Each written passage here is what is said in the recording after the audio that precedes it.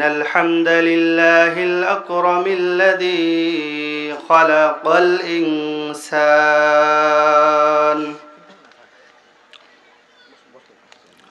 وكرم وعلمه من البيان ما لم يعلم فسبحان الذي لا يحصى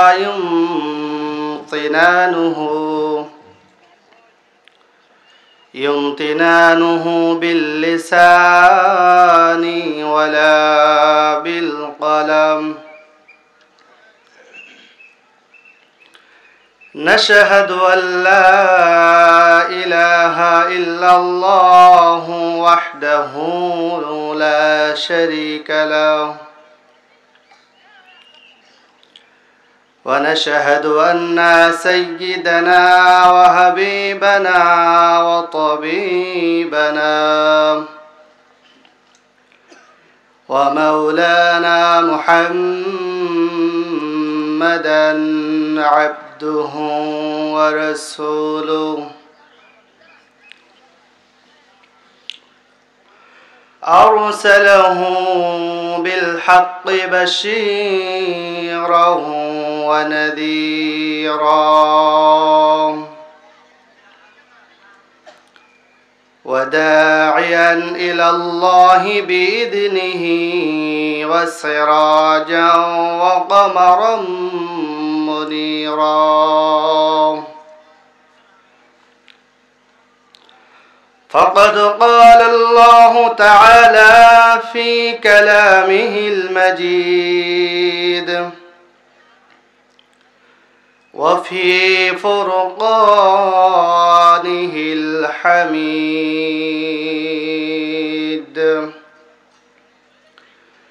أعوذ بالله من الشيطان الرجيم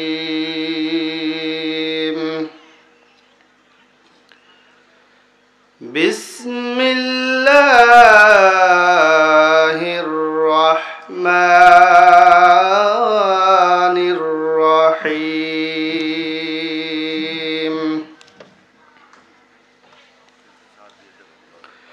سبحان الذي يسرى بعبده ليلا من المسجد الحرام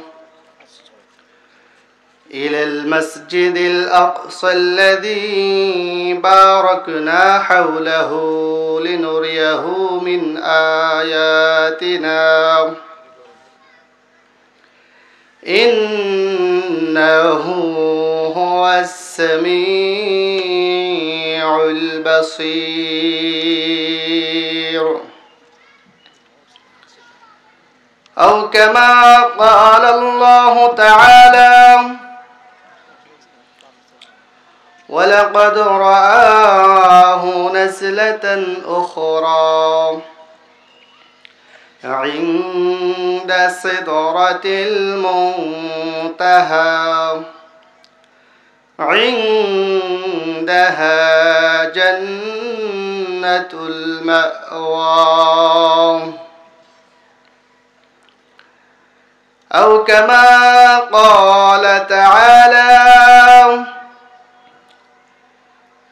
إن الذين آمنوا وعملوا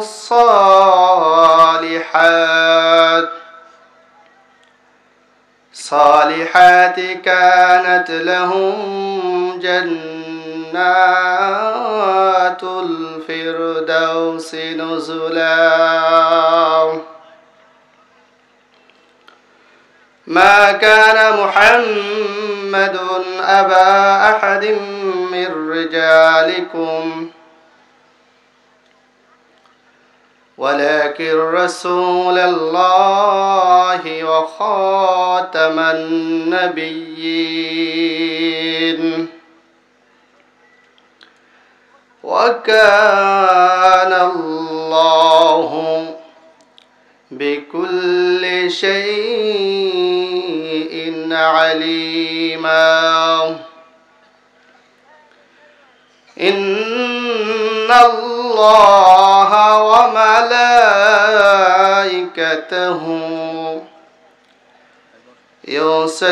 يصلون على النبي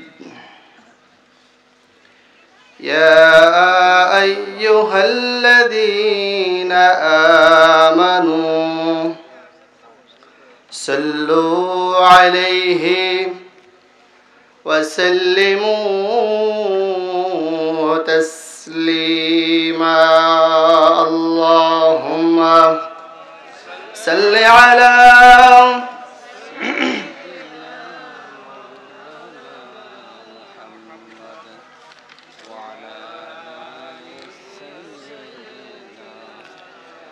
شفيعنا محمد اللهم صل على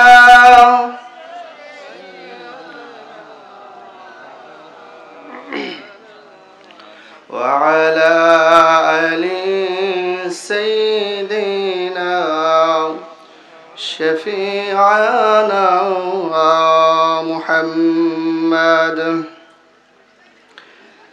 মাঝে মাঝে মনে হয় কিসের আনন্দ কিসের এত হাসি উল্লাস একদিন মরতে হবে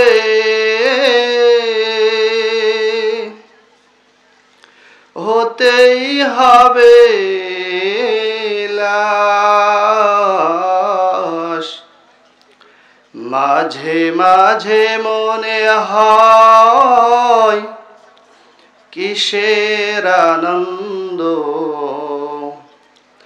কিসের এত হাসি উল্লাস আল্লাহুম্মা সাল্লি আলা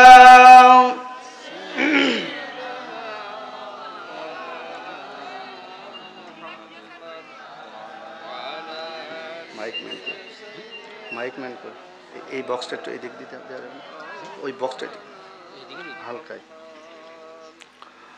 সাদাকাল্লাহুল আযীম আলহামদুলিল্লাহ ঝিনাইদহ জেলার অন্তর্গত মহেশপুর থানার চললি দক্ষিণ পাড়া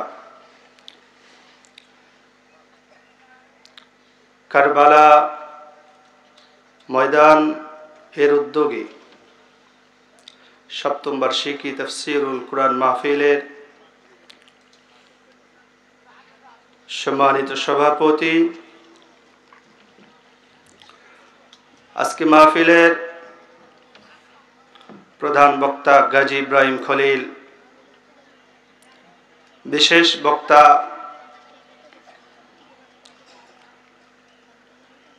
হুমায়ুন কবির সহ আরো যারা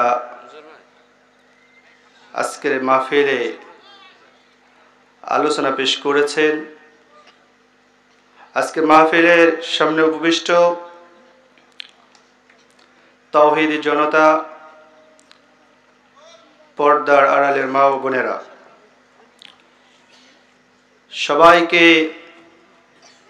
আমার অন্তরের অন্তর থেকে জানাচ্ছি সালাম আসসালামু আলাইকুম ওয়া রাহমাতুল্লাহ ওয়া আলাইকুম আসসালাম আজকের মাহফিলে আমরা এসে খুশি না বেজার জোরে বলেন খুশি জান্নাতের বাগানে তো সবাই আসতে পারে না কেবলমাত্র তারাই আসতে পারে যাদেরকে মহান রব্বুল আলামিন ভালোবাসে ঠিক না যাদেরকে মহান সৃষ্টিকর্তা মহান রব্বুল আলামিন ভালোবাসে কেবলমাত্র তারাই জান্নাতের বাগানে আসতে পারে আর বাদ বাকিরা বিভিন্ন রকম দোকানপাট বাজারে লেপের তলায় কম্বলের তলায় শুয়ে আছে ঠিক না সম্মানিত হাজিরিন আমরা সকলেই সেই মহান রব্বুল আলামিনের দরবারে লক্ষ কোটি শুকরিয়া আদায় করছি যে মহান রব্বুল আলামিন আমাদেরকে দুনিয়ার সকল ফিতনা থেকে, দুনিয়ার সকল বিপদ আপদ থেকে, দুনিয়ার সকল কাজকর্ম থেকে হেফাজত করে যে মহান রব্বুল আলামিন আমাদেরকে মায়া করে, ভালোবেসে, মহব্বত করে হাজার হাজার, লক্ষ লক্ষ, কোটি কোটি মানুষের ভিড়ে আমাদেরকে পছন্দ করে দ্বীনি মজলিসে আসার এবং কোরআন থেকে আলোচনা শোনার তৌফিক দান করেছেন। এজন্য আমরা সকলেই সেই মহান রব্বুল আলামিনের সন্তুষ্টির উদ্দেশ্যে জোরে সোরে শুকরিয়া আদায় করছি আলহামদুলিল্লাহ, আলহামদুলিল্লাহ।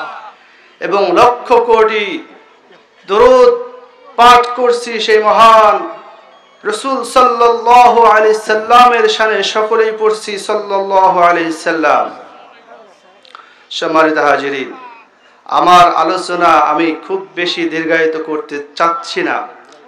আমি অল্প কিছু কথা বলেই আমি আপনাদের নিকট থেকে বিদায় নেব ইনশাআল্লাহ। আমি প্রথমেই সূরা বনী ইসরাঈলের ১ম নম্বর আয়াত তেলাওয়াত করেছি। আজকের আলোচনার বিষয় হচ্ছে শবে মিরাজ বা লাইলাতুল মিরাজ। কিছুদিন আগে আমরা অনেকেই লাইলাতুল মিরাজ বা শবে মিরাজ উদযাপন করেছি। শবে মিরাজ বা লাইলাতুল মিরাজ আমাদেরকে আলোচনা করতেই হবে। কেন করতে হবে? লাইলাতুল মিরাজ রাসূল সাল্লাল্লাহু আলাইহি সাল্লামের যত মুজিজা ছিল, সবচাইতে দামি, সবচাইতে গুরুত্বপূর্ণ একটা মুজিজা হচ্ছে লাইলাতুল মিরাজ। রাসূল সাল্লাল্লাহু আলাইহি সাল্লামকে কেন মিরাজ দেওয়া হলো?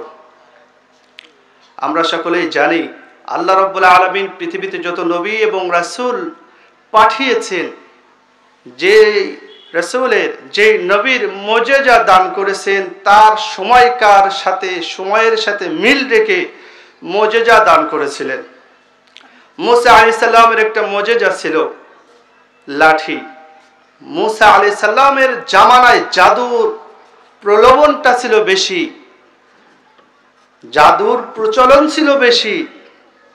এই জন্য আল্লাহ রাব্বুল আলামিন তাকে একটা লাঠি দিয়েছিলেন, যে লাঠিটা ছেড়ে দিলে সাফ হয়ে যেত।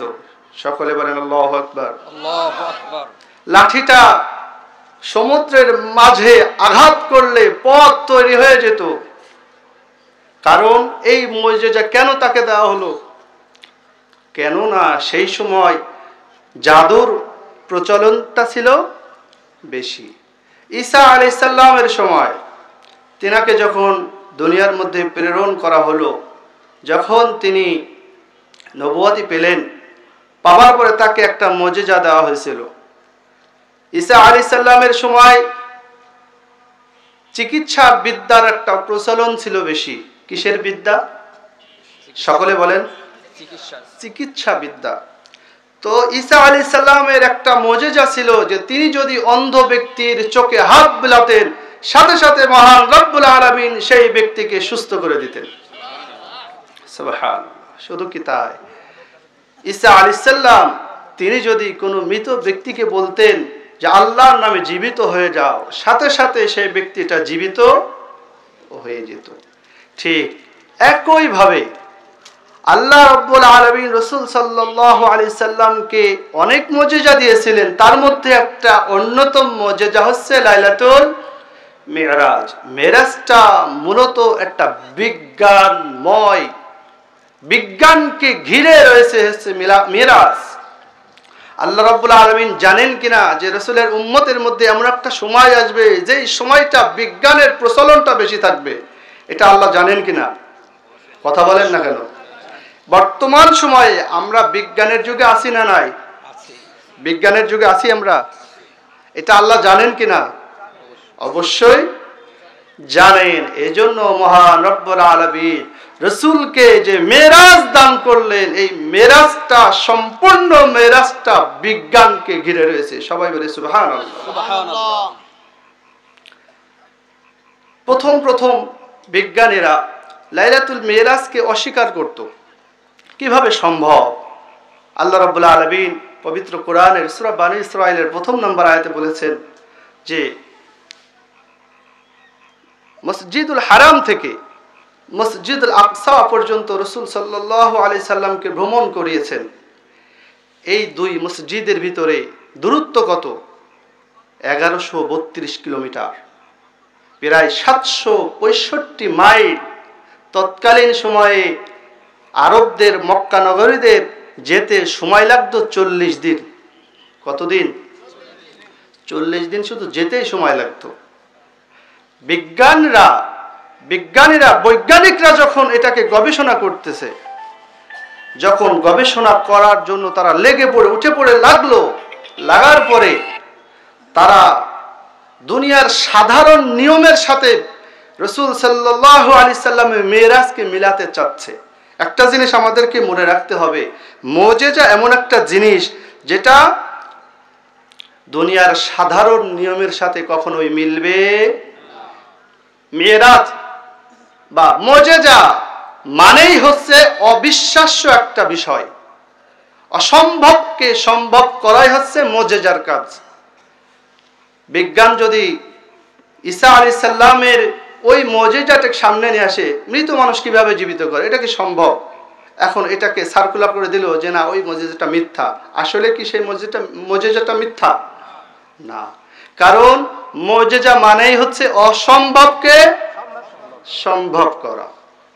আল্লাহ রাব্বুল আলামিন রাসূলকে হারাম থেকে মসজিদুল আকসা পর্যন্ত নিয়ে গেলেন। এটা আল্লাহ রাব্বুল আলামিন পারেন কিনা? তাও এক রাতের ভিতরে, যেখানে তৎকালীন সময়ে কতদিন সময় লাগতো? 40 দিন। তখন কোনো যানবাহন ছিল না, ঘোড়ার গাড়ি, উটের গাড়ি এই সকল ছিল, হেঁটে যেতে হতো। তো বিজ্ঞানরা বলতেছে প্রাথমিকভাবে যে না, মেরাজ এটা সত্য নয়, এটা কাল্পনিক একটা কাহিনী। কিন্তু আল্লাহ রাব্বুল আলামিন আমাদেরকে জানাই দিয়েছেন না, মেরাজটা কাল্পনিক কোনো কাহিনী নয়, বরং এটা বাস্তব কাহিনী, বাস্তব ঘটনা। বানী ইসরাঈলের ১ম নম্বর আয়াত, সুবহানাল্লাযী আসরা বিআবদিহি লাইলান মিনাল মাসজিদিল হারামি ইলাল মাসজিদিল আকসা। হারাম থেকে আকসা পর্যন্ত কে ভ্রমণ করিয়েছেন? আল্লাহ। আল্লাহ ভ্রমণ করিয়েছেন। কেন ভ্রমণ করালেন? কারণ আছে না নাই? মেরাজ কেন হলো, কিসের জন্য হলো, এটার কারণ আছে না নাই? অবশ্যই আছে। আমার ভাইরা, রাসূল সাল্লাল্লাহু আলাইহি ওয়াসাল্লাম 40 বছর যাবত হেরা গুহায় ধ্যান মগ্ন ছিলেন, কিভাবে এই জাতিকে জাহান্নামের পথ থেকে জান্নাতের দিকে নিয়ে যাওয়া যায়, কিভাবে এই জাতিকে হেদায়েতের পথ দেখানো যায়।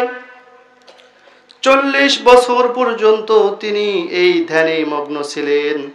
40 বছর বয়সে মহান রব্বুল আলামিন রাসূল সাল্লাল্লাহু আলাইহি ওয়াসাল্লামের উপরে কোরআন নাজিল করলেন। কোরআন নাজিলের পরে 3 বছর তিনি প্রকাশ্যভাবে মানুষকে দাওয়াত দিতে পারে নাই। 3 বছর তিনি গোপনে ইসলামের দাওয়াত দিয়েছেন। 3 বছর তিনি গোপনে কালিমার দাওয়াত দিয়েছেন, প্রকাশ্য দিতে পারে নাই। যখন 3 বছর অতিবাহিত হয়ে গেল, মহান রব্বুল আলামিন সূরাতুশ শুআরার 214 নম্বর আয়াতে বলে দিচ্ছেন, হে রাসূল ওয়া আনদির আশিরাতাকাল আকরাবিন, আর নয় গোপনে দাওয়াত হবে, গোপনে আপনি আর গোপনে দাওয়াত দিবেন না, এবার থেকে আপনি প্রকাশ্যে দাওয়াত দিবেন। ওয়া আনদির আশিরাতাকাল আকরাবিন, হে রাসূল আপনি আপনার আত্মীয়স্বজন যারা রয়েছে, পরিচিতি যারা রয়েছে, তাদেরকে আপনি জাহান্নামের ভয় প্রদর্শন করুন। যখন আল্লাহ রাব্বুল আলামিন রাসূল সাল্লাল্লাহু আলাইহি ওয়াসাল্লামকে এই কথা বললেন, যাও তোমার আত্মীয়স্বজনকে জাহান্নামের ভয় প্রদর্শন করুন, রাসূল সাল্লাল্লাহু আলাইহি ওয়াসাল্লাম সাথে সাথে সাফা পাহাড়ের মাথায় চলে গেলেন। কোথায়? সাফা পাহাড়। কি পাহাড়? আপনারা আলোচনা একটু মনে রাখবেন, যাতে করে বাসায় যে একটু বলতে পারেন যে আজকে এই ওয়াজটা শুনে আসলাম। আমার ভাইরা, আমার নবী, আপনার নবী, দয়ার নবী পাহাড়ের চূড়ার উপরে চলে গেলেন। যাওয়ার পরে তিনি ডাকা শুরু করলেন, ইয়া সাবাহা, ইয়া সাবাহা, ইয়া সাবাহা বলে তিনি ডাকা শুরু করলেন। তৎকালীন সময়ে মানুষকে যদি কোনো দুঃসংবাদ দেওয়ার হতো তাহলে মানুষ ওই পাহাড়ের উপরে চলে যেত। পাহাড়ের উপরে চলে যেয়ে ইয়া সাবাহা বলে সবাইকে ডাকতো, সবাই চলে আসতো, সবাই দুঃসংবাদ শোনার জন্য চলে আসতো। যখন রাসূল সাল্লাল্লাহু আলাইহি সাল্লাম নিজে বলতেছেন ইয়া সাবাহা, ইয়া সাবাহা, মক্কার কাফেররা, কুরাইশরা ভাবলো আলামিন আমাদেরকে ডাকতেছে, হয়তো কোনো দুঃসংবাদ আমাদের জন্য অপেক্ষা করতেছে, চলো সকলে যাই, কি দুঃসংবাদ শুনে আসি। যে আসতে পারে নাই সে প্রতিনিধি পাঠিয়েছে, যে আসতে পেরেছে সে এসেছে। আসার পরে রাসূল সাল্লাল্লাহু আলাইহি সাল্লামকে বলতেছেন, হে আলামিন, হে মুহাম্মদ, বলো আমাদের জন্য কি দুঃসংবাদ রয়েছে, তুমি বলে দাও। রাসূল সাল্লাল্লাহু আলাইহি সাল্লাম তখন বললেন, হে কুরাইশরা, হে আমার আত্মীয় স্বজনরা, আমি যা বলবো তোমরা কি বিশ্বাস করবা? সকলে বলল, নাম, অবশ্যই, অবশ্যই বিশ্বাস করব। রাসূল বললেন, আমি যদি বলি পাহাড়ের এক পাশে ওই পাশে শত্রুপক্ষ তোমাদের জন্য অপেক্ষা করতেছে আক্রমণ করার জন্য, তুমি কি বিশ্বাস করবে? সকলেই বলল, নাম, অবশ্যই আমরা বিশ্বাস করব। রাসূল বললেন, আমি যদি বলি সূর্য আর পূব দিকে উঠবে না পশ্চিম দিকে উঠবে, তোমরা কি বিশ্বাস করবে?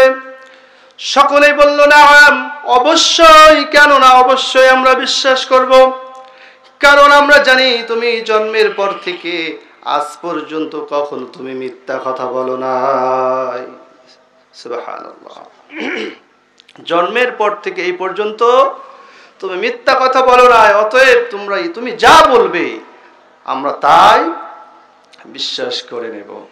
রাসূল বললেন, তোমাদের বিশ্বাস যদি এই হয়, তোমাদের মন মানসিকতা যদি এই হয়, শুনে নাও, আল্লাহ রাব্বুল আলামিন আমাকে দুনিয়ার মধ্যে প্রেরণ করেছেন রাসূল হিসেবে। আল্লাহ রাব্বুল আলামিন আমাকে দুনিয়ার মধ্যে পাঠিয়েছেন তোমাদেরকে জাহান্নাম থেকে যেন জান্নাতের দিকে নিয়ে যেতে পারি। আর তোমরা যদি জাহান্নাম থেকে বাঁচতে চাও, তোমরা যদি জাহান্নামের ওই ভয়াবহ আগুন থেকে বাঁচতে চাও, তাহলে অবশ্যই তোমরা লা ইলাহা ইল্লাল্লাহ মুহাম্মাদুর রাসূলুল্লাহ এই কালিমাকে তোমরা গ্রহণ করে নাও। রাসূল সাল্লাল্লাহু আলাইহি সাল্লাম যখন এই কালিমার দাওয়াত দিলেন, একটু আগে সকলেই হ্যাঁ বাক্য সূচনা করেছিল, একটু আগেই সকলেই বলেছিল তুমি যা বলবা আমরা তাই বিশ্বাস করে নিব। কিন্তু যখন রাসূল কালিমার দাওয়াত দিল, ইসলামের দাওয়াত দিল, সাথে সাথে সকল কাফেররা মুখ ফিরিয়ে নিল। শুধু মুখ ফিরিয়ে নিল না, রাসূল সাল্লাল্লাহু আলাইহি সাল্লামের আপন চাচা আবু লাহাব, কি নাম? আবু লাহাব, সে বলল, তাব্বা লাকা ইয়া মুহাম্মদ আলি হাদা জামাতানা, হে মুহাম্মদ তুমি ধ্বংস হয়ে যাও। তাব্বা লাকা ইয়া মুহাম্মদ, তুমি ধ্বংস হয়ে যাও। এই কথা বলার জন্য তুমি আমাদেরকে ডেকেছো, এই ফাও কথা শোনার জন্য আমরা এখানে এসেছি, এই কথা বলার জন্য তুমি আমাদেরকে একত্রিত করেছো। তিনি ধ্বংস কামনা করলেন। সম্মানিত হাজিরিন, আমরা সকলেই সেই আবু লাহাবের মৃত্যুর ইতিহাস জানি কি জানি না? আল্লাহ রাব্বুল আলামিন কিন্তু প্রতিবাদ করেছিলেন, তাব্বাত ইয়াদা আবি লাহাবিউ ওয়া তাব। এই আবু লাহাব রাসূলকে অভিশাপ দিচ্ছিল, ধ্বংস কামনা করছিল। স্বয়ং আল্লাহ রাব্বুল আলামিন সূরাতুল লাহাব নাজিল করে এই আবু লাহাবের ধ্বংস কামনা করেছেন। সকলেই বলি সুবহানাল্লাহ। এখন কারটা কবুল হবে? সবাই বলেন, আবু লাহাবেরটা কবুল হবে নাকি আল্লাহরটা কবুল হবে? তো আমরা সেই আল্লাহর কোরআনের পক্ষে থাকতে চাই নাকি বিপক্ষে থাকতে চাই? পক্ষে। সকলে বলেন না কেন? আমরা কোরআনের পক্ষে থাকতে চাই নাকি বিপক্ষে থাকতে চাই? কোরআনের পক্ষে থাকতে চাই। আল্লাহ রাব্বুল আলামিন আমাদেরকে তৌফিক দান করুক, সবাই বলে আমিন। আমিন। আমার ভাইরা, রাসূল সাল্লাল্লাহু আলাইহি সাল্লাম যখন কালেমার দাওয়াত দিলেন, তার উপরে জানের হুমকি আসলো, হত্যার হুমকি আসলো।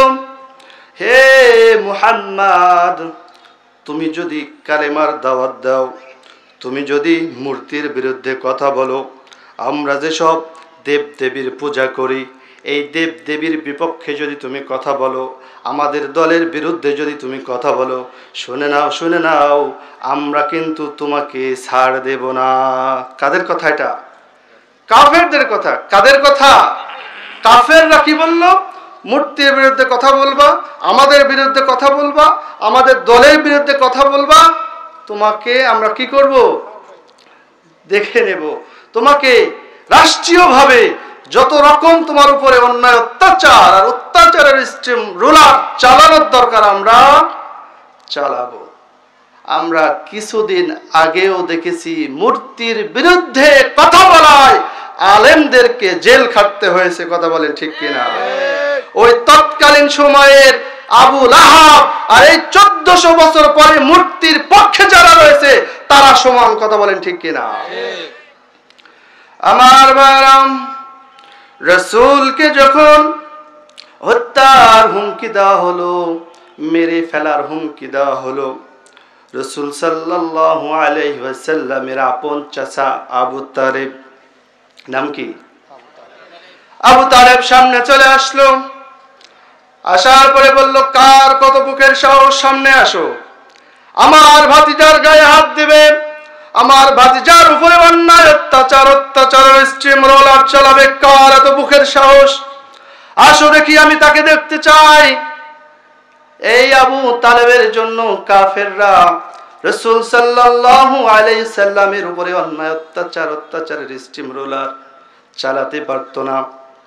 রাসূল সাল্লাল্লাহু আলাইহি সাল্লামের দ্বীনের পথে কালেমার দাওয়াত দেওয়ার জন্য অর্থ লাগবে।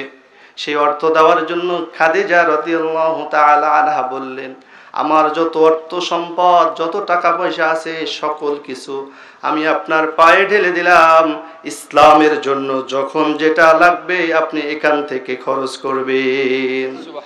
আবু তালেব বলল, ভাতিজা শোনো, তুমি যে ইসলামের দাওয়াত দিচ্ছ, তুমি যে কালেমার দাওয়াত দিচ্ছ, মন ভরে বুকে সাহস নিয়ে দিতে থাকো। আমি যতদিন বেঁচে আছি, তোমার এই চাচা যতদিন বেঁচে আছে, ততদিন কাফেররা তোমার একটা পশমও ছিঁড়তে পারবে না, এতটুকু গ্যারান্টি আমি তোমাকে দিলাম। সুবহানাল্লাহ। রাসূল সাল্লাল্লাহু আলাইহি সাল্লাম চাচার কথা অনুযায়ী, হযরত খাদিজা রাদিয়াল্লাহু তাআলা আনহার কথা অনুযায়ী দ্বীনের দাওয়াত দিতে লাগলেন, কালেমার দাওয়াত দিতে লাগলেন। দ্বীনের দাওয়াত যখন কিছুদিন পার হয়ে গেল, পার হয়ে যাবার পরে রাসূল সাল্লাল্লাহু আলাইহি ওয়াসাল্লামের চাচা ইন্তেকাল করলেন। রাসূলের চাচা যখন ইন্তেকাল করলেন, তার 3 মাস পরে হযরত খাদিজা রাদিয়াল্লাহু তাআলা আনহা ইন্তেকাল করলেন। অর্থনৈতিকভাবে, মানসিকভাবে যিনি সাহায্য করতেন, যিনি সাপোর্ট করতেন, তিনিও ইন্তেকাল করলেন। প্রশাসনিকভাবে যিনি সাপোর্ট করতেন, তিনিও ইন্তেকাল করলেন। ইন্তেকাল করার পরে কাফেররা রাসূল সাল্লাল্লাহু আলাইহি সাল্লামের উপর অন্যায় অত্যাচারের স্টিম রোলার চালানোর একটা সময় পেল, সুযোগ পেল। তারা রাসূলের উপর অন্যায় অত্যাচার করলো, যত রকম জুলুম আছে সকল জুলুম করলো।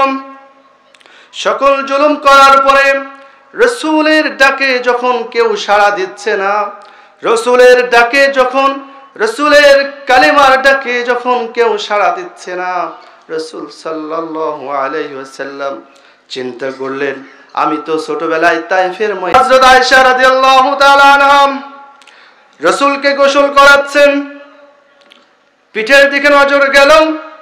আয়েশা রাদিয়াল্লাহু তাআলা আনহা বললেন, ইয়া রাসূলুল্লাহ, ইয়া হাবিবাল্লাহ, আপনার পিঠের ভিতরে আমি কিছু দাগ দেখতে পাচ্ছি, বলেন তো এই দাগটা কিসের? আপনার কি বসন্ত হয়েছিল? আপনার কি পক্স হয়েছিল? আপনার পিঠে এত দাগ কিসের? রাসূল সাল্লাল্লাহু আলাইহি ওয়াসাল্লাম বললেন, হে আয়েশা শোনো, এটা বক্সের কোনো দাগ নয়, এটা বসন্তের কোনো দাগ নয়। আমি ওই তায়েফের ময়দানে বুক ভরা আশা নিয়ে গিয়েছিলাম, মনের কত আশা নিয়ে তায়েফবাসীর কাছে ইসলামের দাওয়াত দিতে গিয়েছিলাম, কালেমার দাওয়াত দিতে গিয়েছিলাম। তায়েফবাসীরা আমাকে পাথর মেরে আমাকে আপ্যায়ন করেছিল, পাথর মেরে আমার সারা শরীর রক্তাক্ত করে দিয়েছিল। পিঠের ভিতরে যেই দাগগুলো তুমি দেখতে পারতেছো, এই দাগ হলো তায়েফবাসীর দেওয়া সেই পাথরের আঘাত। রাসূল নামে কে এলো দুনিয়ায়, রাসূল নামে আমি দেখি নাই শুনি না কোথায়, মানছে নাচে মানুষের ব্যথায় রে, এমন দরদির কথা, এমন দরদির কথা, শুনলে প্রাণ জোড়ায়, রাসূল নামে কে এলো দুনিয়ায়, রাসূল নামে। আমার ভাইরা, কিয়ামতের ময়দানে যেই রাসূলের সুপারিশ ছাড়া কোনো মানুষ জান্নাতে যেতে পারবে না, যেই রাসূল হাউজে কাউসারের পানি আমাদেরকে পান করাবেন, হাউজে কাউসারের পানি এমন একটা পানি, যে ব্যক্তি একবার পান করবে জান্নাতে যাবার আগে তার আর পানির পিপাসা লাগবে না। কবরের ভিতরে রাসূল সাল্লাল্লাহু আলাইহি সাল্লাম এখনো ইয়া উম্মতি বলে তার উম্মতের জন্য কাঁদতেছেন। সেই মায়ার নবীকে, সেই দয়ার নবীকে, সেই প্রাণের নবীকে তায়েফের ময়দানে রক্তাক্ত হতে হলো, সারা শরীরটা রক্ত মুবারকে ভেজে গেল। এখনো দেখা যায় অনেক মুসলমানের সন্তান আমার প্রাণের নবীকে নিয়ে কটূক্তি করে, আমার রাসূল সাল্লাল্লাহু আলাইহি সাল্লামকে নিয়ে ব্যঙ্গচিত্র আঁকায়, রাসূলকে নিয়ে বাজে কথা বলে, খারাপ মন্তব্য করে। হে জলালী নিবাসী, মুসলমানের গায়ে এক ফোঁটা রক্ত থাকাকালীন, মুসলমানের শরীরে রক্ত থাকাকালীন রাসূলের নামে কেউ কটূক্তি করবে, রাসূলের নামে কেউ ব্যঙ্গচিত্র আঁকাবে, কোন মুসলমান তার দেহে রক্ত থাকাকালীন এটাকে কখনো সহ্য করবে না। সহ্য করবে না। যে ব্যক্তি 5 ওয়াক্ত নামাজ পড়ে না কিন্তু রিকশা চালায়, কিন্তু মুসলমান, তার সামনেও যদি রাসূলকে নিয়ে ব্যঙ্গ করা হয়, রাসূলকে নিয়ে বাজে কথা বলা হয়, সে ব্যক্তিও কিন্তু পায়ের থেকে জুতা হয়ে তার মুখে মারবে। কথা বলেন ঠিক কিনা? অতএব আমাদের শরীরে এক ফোঁটা রক্ত থাকাকালীন রাসূলের নামে বাজে কথা শুনতে আমরা রাজি নই। কথা বলেন ঠিক কিনা? আমার ভাইরা, রাসূল যখন তায়েফের ময়দান থেকে চলে আসলেন, উম্মে হানির ঘরে বিশ্রাম নিচ্ছেন, রেস্ট নিচ্ছেন, এমন সময় আল্লাহ রাব্বুল আলামিন জিবরাইল আলাইহিস সালামকে বললেন, ও জিবরাইল, চলে যাও আমার মুহাম্মাদের কাছে, চলে যাও আমার হাবিবের কাছে, আমার হাবিবকে, আমার মুহাম্মদকে আমার কাছে আমি নিয়ে আসতে চাই। আমার হাবিবকে, আমার মুহাম্মদকে কোথায় নিয়ে আসতে চাই?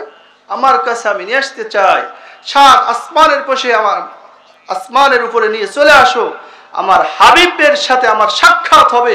আমার হাবিব একটু টেনশনে আছে, মানসিকভাবে একটু ভেঙে পড়েছে, যাও আমার হাবিবকে নিয়ে আসো, একটু ভ্রমণ করাও, দেখবা আমার হাবিবের মন ভালো হয়ে যাবে। সাধারণভাবে আমাদের যদি মন খারাপ থাকে, মুড অফ থাকে, আমাদেরকে কি করলে মন ভালো হয়? আমরা যদি একটু ট্যুরে যাই, আমরা যদি একটু ভ্রমণে যাই, আমাদের মন ভালো হয় কিনা? আমাদের মন ভালো হয়ে যায়। আল্লাহ রাব্বুল আলামিন সেই টেকনিকটাই কাজে লাগালেন, যাও আমার হাবিবকে নিয়ে আসো। মসজিদুল হারাম থেকে মসজিদুল আকসা পর্যন্ত নিয়ে যাওয়া হলো। তারপরে কোথায় নিয়ে যাওয়া হলো? আমার ভাইরাম, আল্লাহ রাব্বুল আলামিন সূরাতুন নাজমের ভিতরে রাসূলের মেরাজকে নিয়ে তথ্য দিচ্ছেন। ওয়ালাকাদ রাআহু নাজলাতান উখরা ইনদা সিদরাতিল মুনতাহা ইনদাহা জান্নাতুল মাওয়া। আমার হাবিব জিবরাইল আলাইহিস সালামকে আরেকবার দেখেছিল সিদরাতুল মুনতাহার পাশে, যেখানে জান্নাতুল মাওয়া অবস্থিত। জান্নাতুল মাওয়ার পাশে একটি কুল গাছ আছে। এই কুল গাছের পাশে আমার হাবিব জিবরাইল আলাইহিস সালামকে আরেকবার দেখেছিলেন। সিদরাতুল মুনতাহা কোথায়? সাত আসমানের উপরে। সিদরাতুল মুনতাহা কোথায়?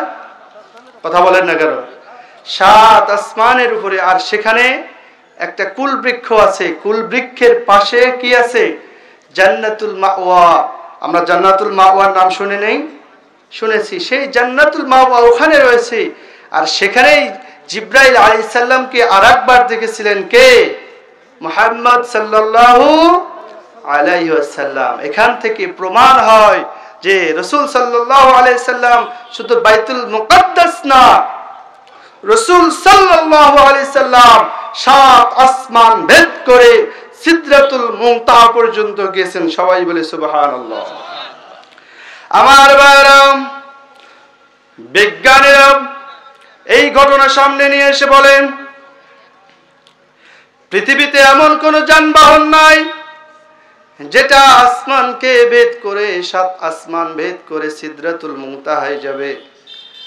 সাত আসমান ভেদ করে জান্নাত জাহান্নাম রাসূল সাল্লাল্লাহু আলাইহি সাল্লাম দেখবে, এমন যানবাহন পৃথিবীতে নাই। অতএব আমরা লাইলাতুল মিরাজ বিশ্বাস করি না। এটা কাদের কথা?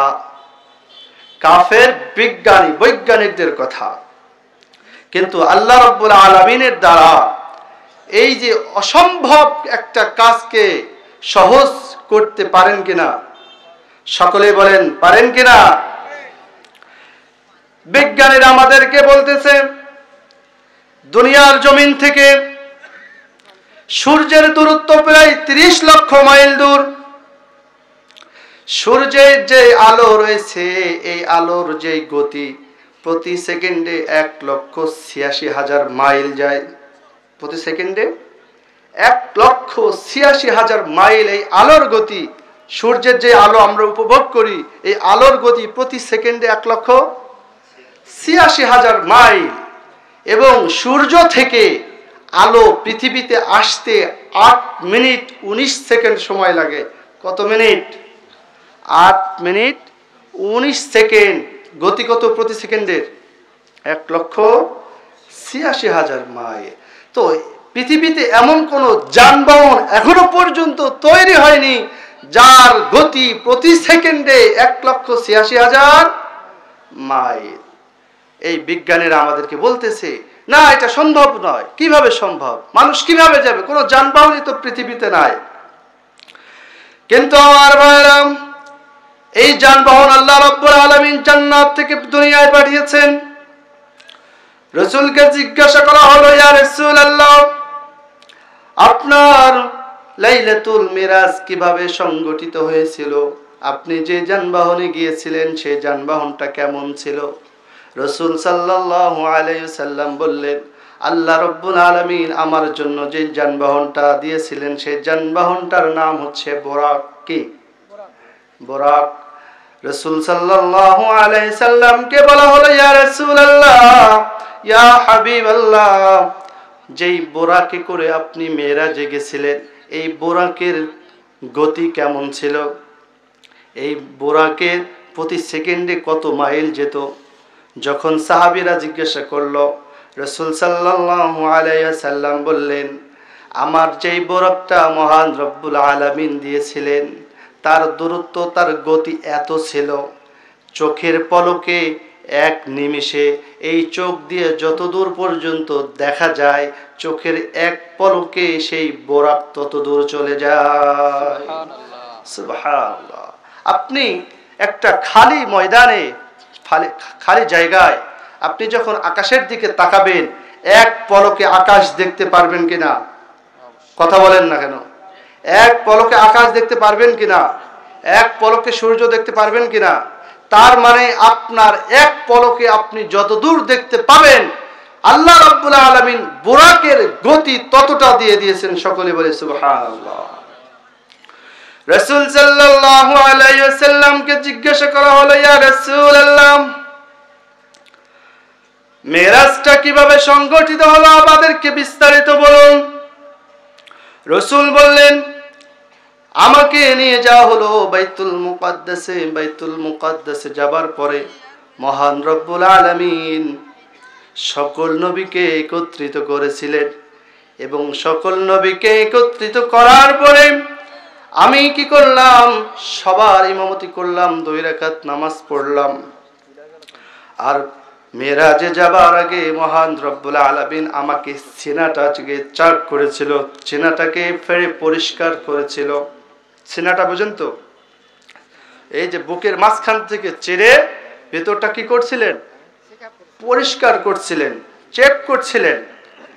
অনেক মানুষ এই ঘটনাটাকে মিথ্যা মনে করে যে কিভাবে সম্ভব, মানুষের বুকটাকে যদি ফেরে ফেলা হয় সে কি আর বেঁচে থাকে? এমন প্রশ্ন আছে না নাই বলেন? আছে। কিন্তু এই প্রশ্নের জবাব বর্তমান সময়ে চলে এসেছে আমাদের সামনে। একটা সার্জারি আমাদের সামনে এখন অহরহ দেখা যায়, সেটা হচ্ছে ওপেন হার্ট সার্জারি। নাম শুনেছেন না? Open heart surgery. কেমন সার্জারি, কেমন অপারেশন? মানুষকে অজ্ঞান করা হয়, মানুষকে অজ্ঞান করে এই যে গলা থেকে একদম নাভি পর্যন্ত ফেড়ে ফেলা হয়, ফেড়ে ফেলে তাকে অপারেশন করা হয়। অপারেশনের পরে সেই ব্যক্তিটি আবার সুস্থভাবে দুনিয়ার মধ্যে চলাফেরা করে। এই যে ওপেন হার্ট সার্জারি, এটা আবিষ্কার কিভাবে হলো? আবিষ্কার হয়েছে রাসূল সাল্লাল্লাহু আলাইহি সাল্লামের এই চিনা চাক থেকে।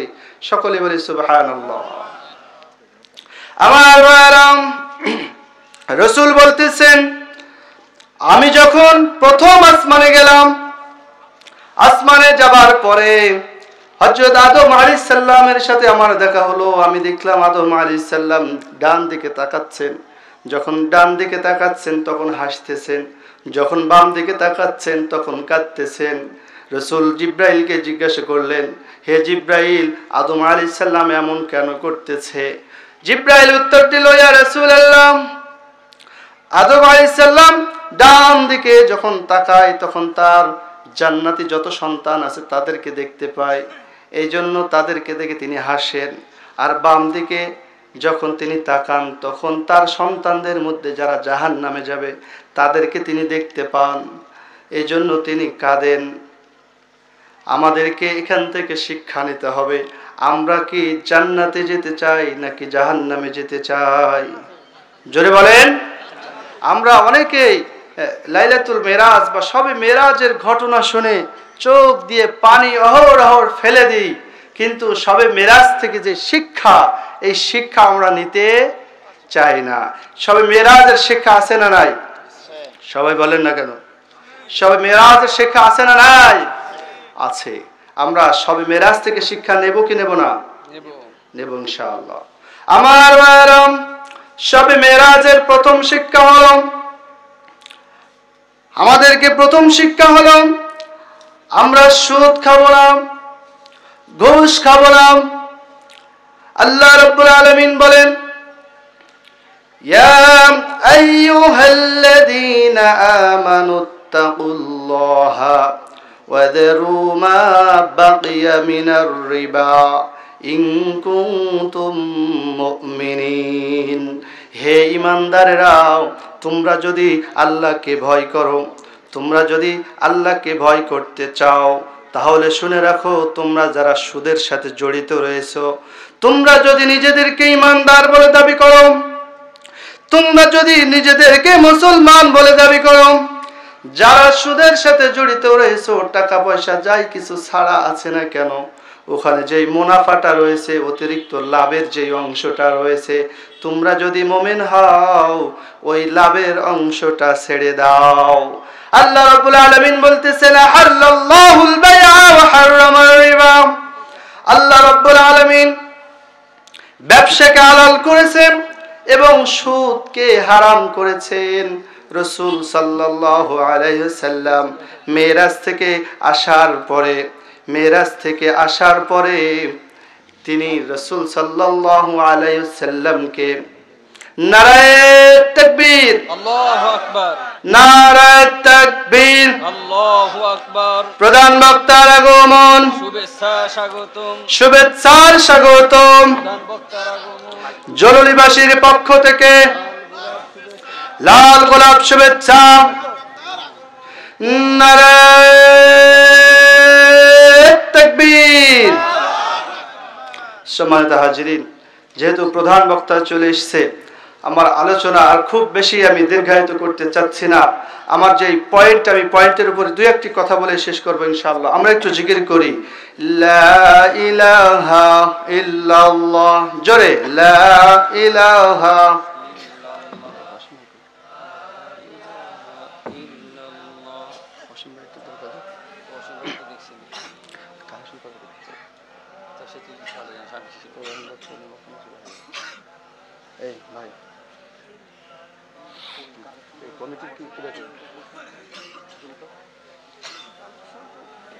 সকলে জোরে লা ইলাহা ইল্লাল্লাহ, লা ইলাহা ইল্লাল্লাহ।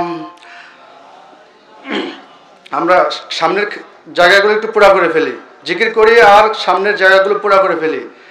লা ইলাহা ইল্লাল্লাহ, লা ইলাহা ইল্লাল্লাহ।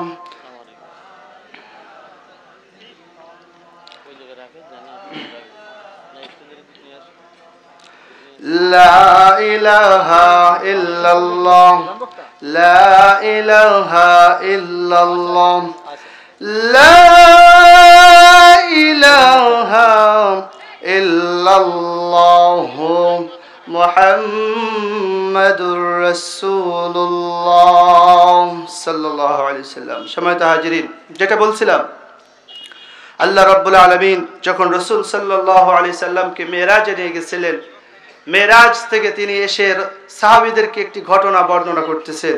হে সাহাবীরা, আমি যখন মেরাজে গেলাম, দেখলাম একটা রক্তের নদী, নদীর ভিতরে কিছু মানুষ সাঁতার কাটতেছে।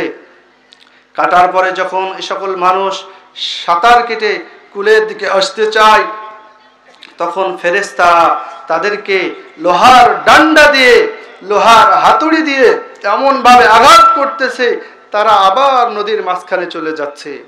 আবার যখন তারা সাঁতার কেটে কুলির দিকে আসে, আবার ফেরেশতারা তাদেরকে আঘাত করে আবার নদীর মাঝখানের দিকে নিয়ে যায়। রাসূল সাল্লাল্লাহু আলাইহি সাল্লাম জিবরাইলকে বললেন, হে জিবরাইল, এরা কারা? এদেরকে এই শাস্তি দেওয়া হচ্ছে কেন? জিবরাইল বললেন, ইয়া রাসূলুল্লাহ, ইয়া হাবিবাল্লাহ, এরা হচ্ছে সেই সকল মানুষ যারা দুনিয়ার মধ্যে সুদ খেত। কি খেত? আমার ভাইরাম, আল্লাহ রাব্বুল আলামিন বলতেছেন, ইয়ামহাকুল্লাহুর রিবা ওয়া ইউরবিস সাদাকাত। আল্লাহ রাব্বুল আলামিন সুদকে কি করেন? নিশ্চিহ্ন করে দেন। এবং যারা সাদাকাত দান করে, এই দানকে আল্লাহ রাব্বুল আলামিন অনেক গুণ বাড়াইয়া দেয়। সুবহানাল্লাহ। এজন্য আমাদের সমাজে আমরা দেখি, যারা পাপ কাজের মধ্যে লিপ্ত থাকে, পাপ পথে টাকা ইনকাম করে, এদের অর্থ, এদের সম্পদ খুব বেশি দীর্ঘায়িত হয় না। যদি সম্পদ একটু দীর্ঘায়িত হয়, তাও দেখা যায় তাদের ঘরে যে সকল সন্তান, এই সকল সন্তানরা নেশাখোর তৈরি হয়। কথা বলেন ঠিক কিনা? কেননা আল্লাহ রাব্বুল আলামিন বলতেছেন ইয়ামহাকুল্লাহুর রিবা ওয়া ইউরবিস সাদাকাত। আল্লাহ সুদকে কি করে দেয়? কথা বলেন না কেন? সূরাতুল বাকারা 276 থেকে আয়াতগুলো দেখবেন। আল্লাহ বলতেছেন যে সুদকে আল্লাহ নিশ্চিহ্ন করে দেন। সুদের ভিতরে আল্লাহ রাব্বুল আলামিন কোন রকম বরকত রাখে না। কিন্তু যারা ওয়ায়ুরবিস সাদাকা, সাদকা করে, দান করে, আল্লাহ রাব্বুল আলামিন এই দানের ভিতরে অনেক বরকত রেখে দেয়। এখন আমরা সকলেই দানের পক্ষে থাকব নাকি সুদের পক্ষে থাকব? কথা বলেন আমার ভাইয়েরা।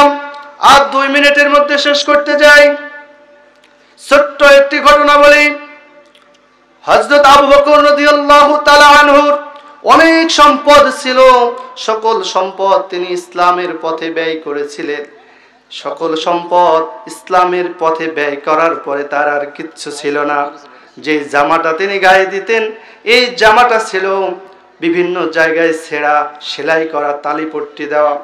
মসজিদে নববীর এক পাশে তিনি নামাজ পড়তেছেন। মসজিদের এক পাশে নামাজ পড়ার পরে জিবরাইল আলাইহিস সালাম সেম আবু বকর রাদিয়াল্লাহু তাআলা আনহু যেই জামা গায়ে দিয়ে রয়েছেন, যে জামা পরনে রয়েছে, ঠিক একই জামা পরে জিবরাইল আলাইহিস সালাম রাসূল সাল্লাল্লাহু আলাইহি সাল্লামের কাছে চলে এসেছে। রাসূল সাল্লাল্লাহু আলাইহি সাল্লাম জিজ্ঞাসা করলেন, জিবরাইল তোমার এই অবস্থা কেন? তুমি এমন জামা পরেছো কেন?